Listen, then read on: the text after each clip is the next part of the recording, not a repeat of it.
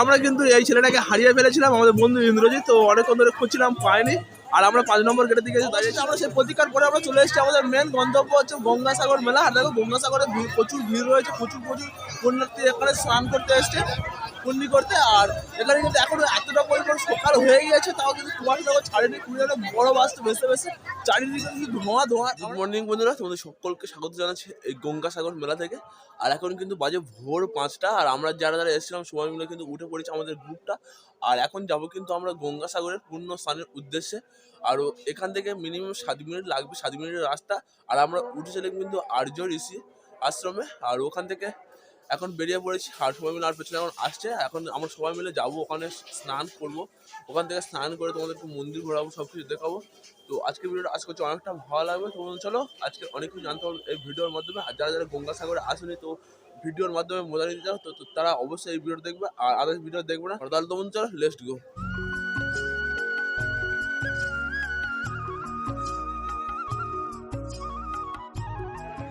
আমরা ছিলাম এখানে আর্য ঋষি আশ্রম প্রতিষ্ঠা অসীমানন্দ অর্জুন মন্ডল। এখান থেকে আজ বেরিয়ে পড়েছি। আর ওদিক থেকে আসছে সব। আর এখানে দেখো এই বাইরের এই ভিউটা অসাধারণ লাগছে। ভোরবেলা প্রচুর পুণ্যার্থী স্নান করে ফিরছে এখানে। ওদিক থেকে ফিরে এদিকে চলে যাচ্ছে।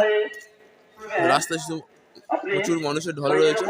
ভোর থেকে শুরু হয়ে গেছে, যেহেতু সারা রাত স্নানের ব্যবস্থা রয়েছে। আর এখন কিন্তু 5টা থেকে 6টার স্নানটা খুব ভালো, কারণ আমরা 5টার মধ্যে বেরিয়ে পড়েছি।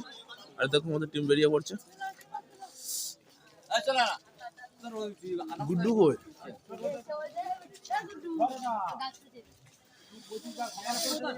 চল। আর আমরা কিন্তু এখান থেকে যাবো 5 নম্বর ঘাটে, কেননা ওখানে কিন্তু বালি রয়েছে। আর আমরা যদি এদিকে যাই, এখান থেকে কাদা রয়েছে, যেহেতু আমরা কাদা মারাবো না, সেই জন্য তোমরা 5 নম্বর ঘাটে যাবে যদি কেউ এসে থাকো। আর সেই কারণে আমরা বেরিয়ে পড়েছি 5 নম্বর ঘাটে যাওয়ার উদ্দেশ্যে, ওখানে কাদা না থাকার জন্য। তাহলে চলো লেটস গো।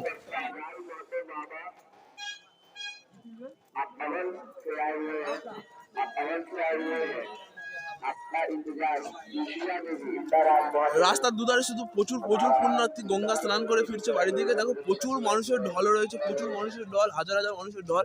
আরো কিন্তু আমাদের গঙ্গাসাগর রয়েছে, ওখানে কিন্তু প্রচুর মানুষের ঢল রয়েছে। ওখানে লাখ লাখ মানুষের ঢল ওখানে। আর এই হচ্ছে মেন গেট। এখান থেকে আমরা চলে যাবো সাইডে বাঁদিকে, ওখানে 5 নম্বর ঘাট আছে, ওখান থেকে আমরা। আর সাইডে কিন্তু তোমরা অসংখ্য পরিমাণ দোকান দেখতে পাবে, নিত্য প্রয়োজনীয় জিনিস এখানে পাওয়া যায়। বাচ্চাদের থেকে শুরু করে মায়েরা যে শঙ্খ, প্রদীপ, ঠাকুররা যাবতীয় জিনিস সবকিছু পাওয়া যাবে।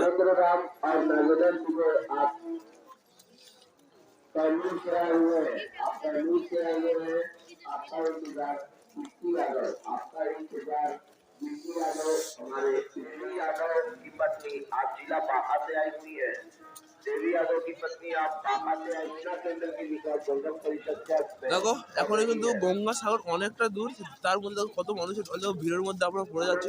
সামনে প্রচুর এমন হাজার হাজার মানুষ দেখতে পাবে এরকম। আমরা যখন বেরিয়েছিলাম কিন্তু অল্প মানুষ দেখা যাচ্ছিল, আর এখন কিন্তু পুরো জ্যামের মধ্যে পড়ে যাচ্ছে।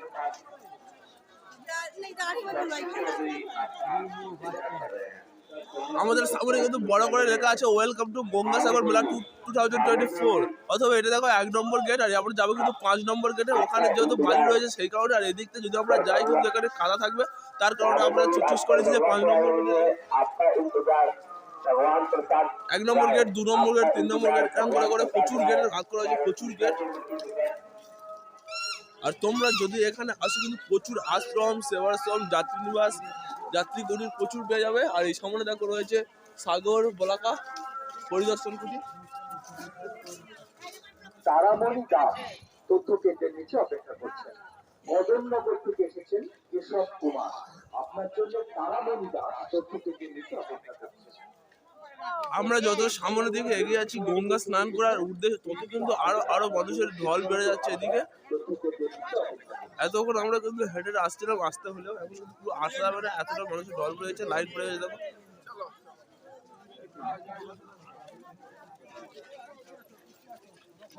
আস্তে আস্তে।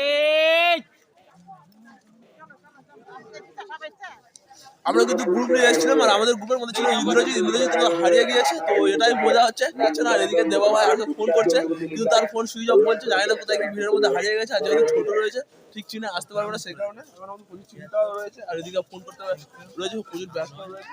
আর এখান থেকে হারিয়ে গিয়েছে, জানি না কোথায় চলে গিয়েছে, দেখবো।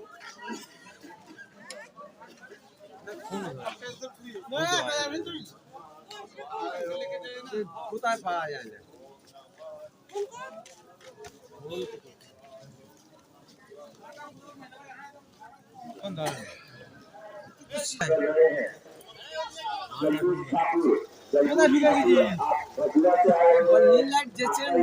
আমরা যে রাস্তা দিয়ে সোজা এলুম, সাদা লাইট, সাদা সাদা পুলিশ আটকে ছিল, ওইখানে দিয়ে চলে আয় আবার। হ্যাঁ, তা আমরা এপারে চলে এসেছি, তুই ওপারে কোথায় গেছিস? যে কর্নার থেকে সব টপকে এলুম। দেখ, তার মজা। তুই কোথায় নদীর ধারে রয়েছি। আমরা 2 নম্বর গেটে কাছে চলে এসেছি। 2 নম্বর গেট ধরে আমরা এবারে বিচের দিক থেকে নদীর পাড়ের ওদিক থেকে আমরা চলে যাবো 5 নম্বর গেটে। যেহেতু এদিকে যাওয়ার রাস্তা আমরা 2 নম্বর গেটে, ওখান থেকে আমরা যাবো হচ্ছে 5 নম্বর গেটে নদীর কিনারা ধরে ধরে। প্রচুর প্রচুর মানুষের ঢল, যেটা তোমাদেরকে বারবার বলছি। ওদিকে বড় বড় এলইডি টিভি রাখা রয়েছে, স্নান করছে অনেকে, প্রচুর প্রচুর মানুষ স্নান করছে। দেখো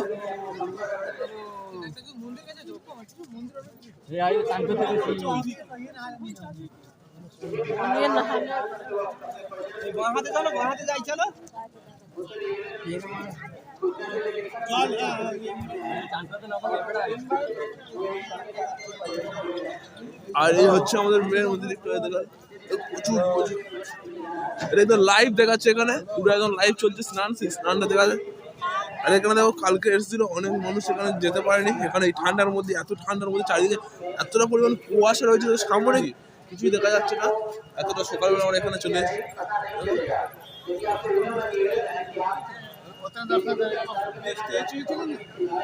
কাজ হচ্ছে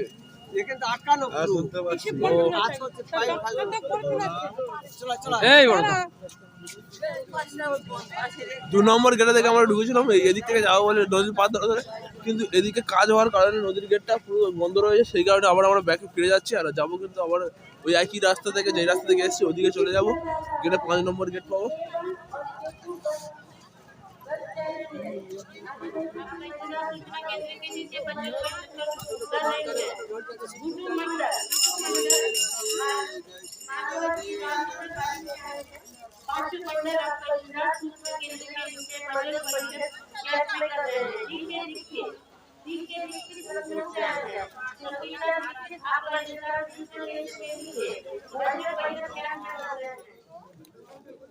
विशाल यादव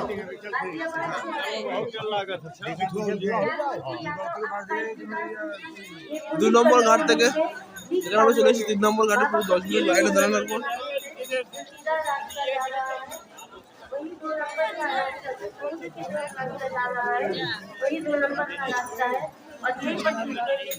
এখানে দেখো প্রচুর ছোট ছোট ড্রাম বিক্রি হচ্ছে। এই ড্রামগুলো বিক্রি হওয়ার কারণ হচ্ছে এখানে প্রচুর দূর থেকে প্রচুর দর্শনার্থী আছে এই গঙ্গা স্নানের উদ্দেশ্যে। তো তারা এই গঙ্গা যে জলটা রয়েছে কিন্তু প্রচুর পবিত্র, খুবই পবিত্র। সেই জলটা নিয়ে যাওয়ার জন্য এখানে জলটা নিয়েছে।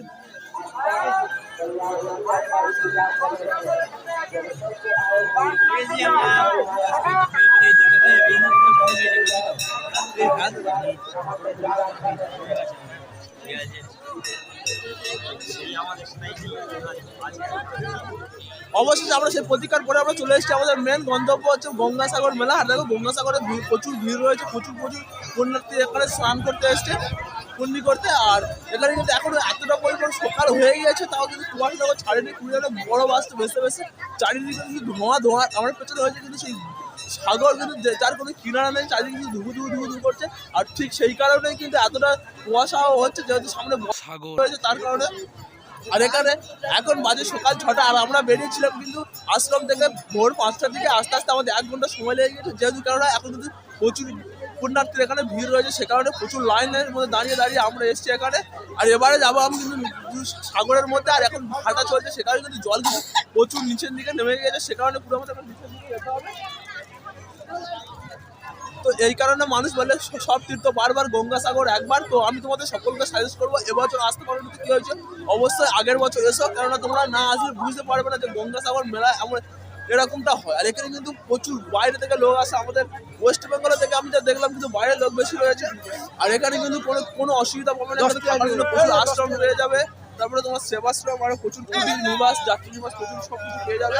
আর এখানে যদি কেউ হারিয়ে যায় কিন্তু এই মাইক নিয়ে ঘুরছে সিভিল পুলিশরা, ওখানে কিন্তু অ্যালাউন্স করবে, বললে ওরা তোমার যারা হারিয়ে গেছে চলে আসবে। আর এখানে কিন্তু থাকার জন্য প্রচুর বাথরুম ঘর, প্রচুর যাত্রী নিবাস প্রচুর করে আছে, কোনো থাকার অসুবিধা হবে না। আর এখানে কিন্তু যদি বাবা মার কাজ করতে হবে তাহলে তো অবশ্যই তারা চলে আসবে, এখানে সব কিছু হয়। আর এখানে দেখো এখানে সব রয়েছে আমাদের টিম, এখানে আমরা যাবো পুরো গঙ্গাসাগরের উদ্দেশ্যে। আমরা কিন্তু এই ছেলেটাকে হারিয়ে ফেলেছিলাম, আমাদের বন্ধু ইন্দ্রজিৎ, তো অনেকক্ষণ ধরে খুঁজছিলাম পাইনি। আর আমরা 5 নম্বর গেটের দিকে এসে দাঁড়িয়েছিলাম, আর এই যে প্রণয় ভাই আর দেবাগা খুঁজছিল, আর দেখো আমাদের ইন্দ্রজিৎ ভাই চলে এসছে। কোথায় গিয়েছিল ইন্দ্রজিৎ ভাই? 1 নম্বর গেটে।